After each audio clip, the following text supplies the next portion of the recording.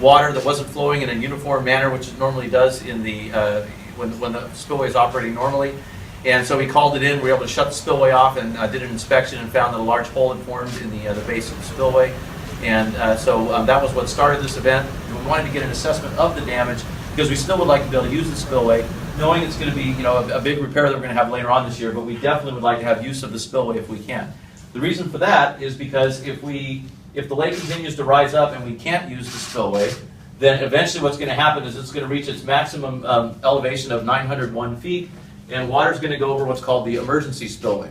This spillway up here is designed to keep the water, to direct the water over to an area that's away from the dam, because you never want water to go over the top of a dam because then it can cause harm to the dam. The downside of water going over the emergency spillway, which is up here, is it would go down the hillside and would take out trees and soil and create a big mess in the diversion pool down below. Obviously there was expected erosion that occurred. The erosion was one of our engineers looked at it and said, well, considering what they were expecting as a worst case scenario, it actually didn't look that bad. So they decided, okay, let's run water throughout the night. So last night they turned the spillway back on, ran water over the night.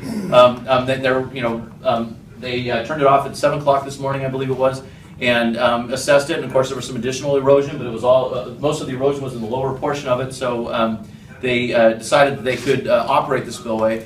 And they're actually in the process of doing that right now. So there's 35,000 cubic feet per second going over the spillway.